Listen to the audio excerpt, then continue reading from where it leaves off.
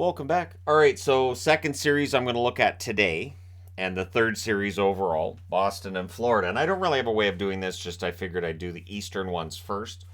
I'll do the Western ones tomorrow. So we have Boston and Florida, and this is going to be quite the matchup. Now, I'm wearing Boston. I do think Boston has enough to beat Florida in the first round. But in the regular season, Florida held their own against Boston, and this is why I've been saying for weeks now. Once we get into the playoffs, all bets are off. Great regular season for Boston, 65-12-5. One of the most enjoyable regular seasons I've ever had personally watching hockey games. But against Florida, it's been a different story. So October 17th, Boston wins that matchup 5-3. November 23rd, Florida won 5-2. December 19th, it was a 7-3 win for Boston. And then January 28th, it was an overtime win for Florida, 4-3. So Florida has won 2 out of 4 against Boston. You don't have to tell Florida, hey, you guys have a chance. They know. They've played Boston enough. They're division rivals. They know how to beat Boston. So it is a matter of finding 4 wins in 7 games and moving on.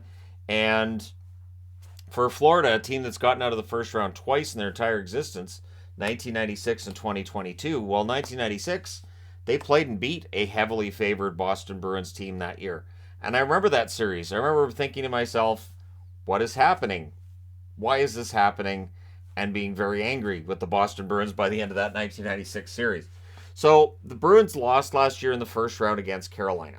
And that's after, having a pretty decent run along the way in 2019 and all of that. This is still, a lot of the core players are still going to be the same, though a lot has changed as well around the edges. So this is their 8th straight playoffs for Boston. That's nowhere near a record. The record's, 25 for them, I think. For Florida, 4 straight playoffs for them. That is a team record. And the 42-32-8 record, decent enough. They kept Pittsburgh out of the playoffs, and they're in. So for Florida, it does feel like as an underdog, I think this helps them. I do. I think it does. This is a team that's built a little bit different than last year's team as well. So it is worthy of note that this is a team that hasn't really had a long playoff run in their history since 1996.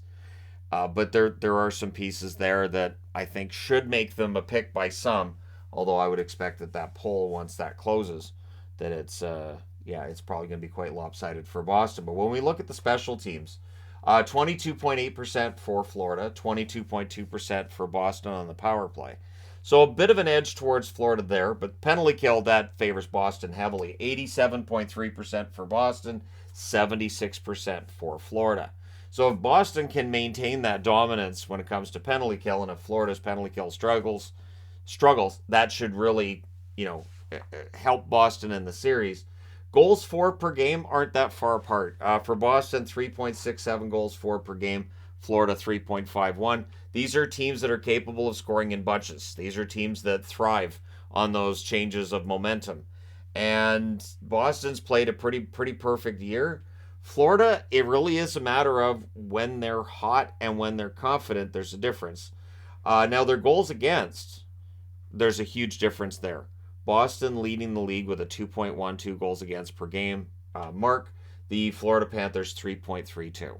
Although lately, Florida's been getting the goaltending and the defense they've been looking for. So going into the playoffs, Florida should feel pretty good about themselves. This is not going to be an easy run for Boston, I don't think. Anyways, on the Boston side of things, Pastrnak, 61 goals, 52 assists, 113 points. Pasta's been the MVP for Boston. In my eyes, anyways. I guess there'd be some that would say it's Ullmark, but I would go with Pasta. Marchand, 21 goals, 46 assists, 67 points. Good year, not fantastic by his standards. Bergeron, 27 goals, 31 assists, 58 points. Bergeron's age shows up by the number of maintenance days that he's had, the number of games off he's had here and there. But Boston tends to play well when Bergeron's not in the lineup, and all those maintenance days and all that rest was to get us here. So he'd be well rested and good to go for the playoffs. Orlov, 23 games since being acquired from the Capitals, 4 goals, 13 assists, 17 points, has helped that blue line tremendously, and it was one of the best blue lines in the league before he got there. Trent Frederick is the depth player that I've picked that I think could get some key goals in this series. 17 goals, 14 assists, 31 points for Frederick. really solid season. While people want to talk about how he was a first-round pick and he shouldn't have been and all this, and I've seen all the comments, the reality is Frederick's carved out a decent identity for himself in the National Hockey League as well. Now in net, Ullmark 46-1 was his record this year, 938 save percentage. Swayman 24-6-4 with a 920 save percentage. Both goaltenders really played quite well this year. The one caveat that's in there for me is they don't have much of a playoff resume at the NHL level. Sure, this could be the year that they get it. This could be the year that Ullmark wins 16. That'd be great for me as a Bruins fan if it happened, but it is a question mark that's out there. Then you get to the Florida side of things, and Matthew Tkachuk, after a summer that saw Tkachuk go to Florida, Huberdeau go to the Calgary Flames, and Gaudreau ends up in Columbus, Tkachuk ends up being the highest performer of the three, and I'm not sure that it's even close. Although Gaudreau had a better season in Columbus than I think he might get credit for, Tkachuk's been absolutely fantastic. Barkov, 23 goals, 55 assists, 78 points. Players still say he's the most underrated in the league. I don't know how underrated he is at this point, but Verhaeghe, I would say, should be in that conversation as well. 42 goals, 31 assists, 73 points. You know you're back into a live puck-like era when you've got a guy scoring 40 goals. You put his name on the board and go, right, yeah, he got 40 goals this year. There's a lot of that right now in the National Hockey League. Anthony Duclair. They didn't acquire anybody at the deadline, but Duclair came back around the deadline. Has played 20 games since coming back from injury. 2 goals, 7 assists, 9 points. Probably want a few more goals than what they've had from Duclair so far, but I think his play was rounding out nicely as the season finished off. So, we'll see how he does in the playoffs. Lustarinen's the depth player that I've picked. And I say depth meaning, usually third line. Sometimes they may be top 6. Just guys you don't think of as potentially being, that guy who's going to get the overtime goal in the playoffs. But for me, Luostarinen could be the guy. 17 goals, 26 assists, 43 points. Career year for him. And again, when Florida needs a big goal, it just feels like Luostarinen's all around the net, and he can get those big goals. Bobrovsky, 24, 20, and 3 is his overall record. 901 save percentage. Alex Lyon, fantastic down the stretch. 9-4 and 2 and 912 save percentage. Spencer Knight, 9-9 and 3 with the 901 save percentage. Highly unlikely we see him in the playoffs, but it's a question of if Bobrovsky's back, is he okay? Is he 100%? And if they go with Lyon, can the Boston Bruins put up a 5 or 6 spot against Lyon and make things uncomfortable, or does Lyon shut them down? Again, Lyon playing really well down the stretch. But the fact that Boston hasn't seen them since the end of January means these teams, things have changed since the last time they saw each other. And so it'll be interesting to see how many games this goes. Now, if we look at the records in March and April, Boston 18-4 in the months of March and April. When I said they'd slow down maybe or take their foot out, they won't beat the 62 win mark. They did.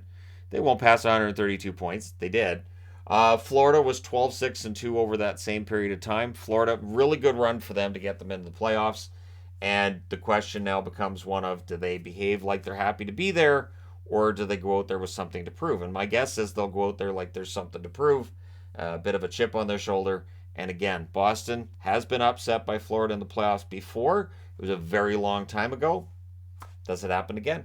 Let me know your pick in the comment section below. As a reminder as well that the polls are up on the channel now too for who you think will win in round 1, including this series. Let me know your thoughts in the comment section below as always. Don't forget to hit like and subscribe if you're browsing your way through.